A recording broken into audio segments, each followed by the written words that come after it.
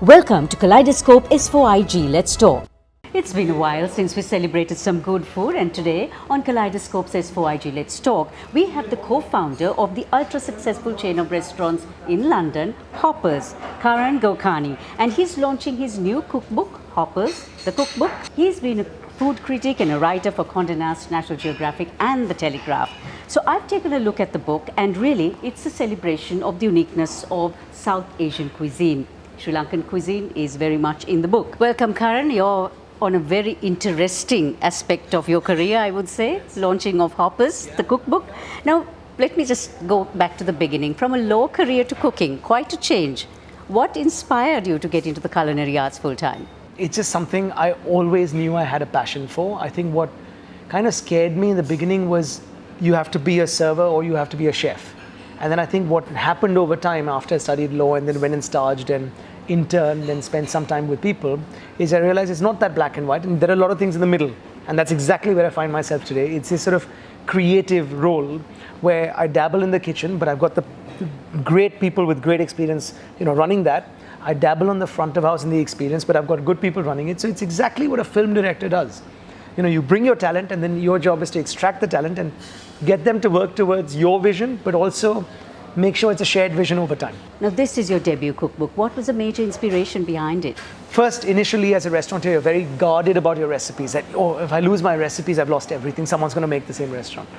Then you come to realize, and especially in lockdown, talking to friends and other people, realize that actually sharing the recipes is a great way to get out there and get people to come back in, because they might cook them, but they're not going to bother to cook entire menus. So it becomes a great marketing tool, but also a great way to tell your story and share a little bit of your story in any corner of the world. It's a celebration of our journey, and in a sense I say it's Sri Lanka through my lens and through now what I call the Hoppers lens. What is it about Sri Lankan cuisine that actually differentiates from Indian cuisine? But what I found fascinating is that the food changes so dramatically as you come down from Jaffna all the way down south to Galle. And I've done the country, so many regions of it. I find obviously the northern Jaffna food is quite similar to South Indian. When I say South Indian, more Tamil food.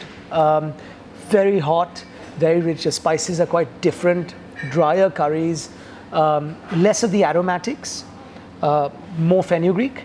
But then when you come down, it's really fascinating how things take a turn. Black pork curry was one of the first things I ate when I came to Sri Lanka on holiday. And I was blown away by it. And similarly, some of the other curries, even a red chicken curry, has that lemongrass in it, has a little pandan in it, rampe. And I find those influences are almost influences that are coming from East Asia. Then you've got the beautiful burger influence. Lump rice, one of my favorite dishes. Do you think Sri Lanka markets her cuisine well enough?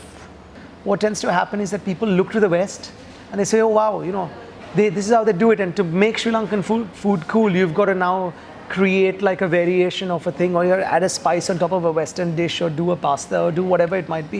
You don't need to do that.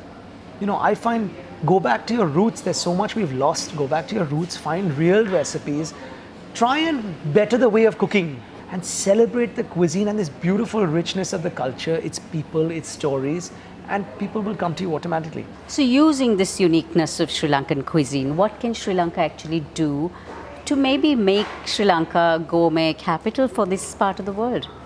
Becoming a food capital is a bit of a, people think you have to bring worldwide chefs in and you have to have these big takeovers and things.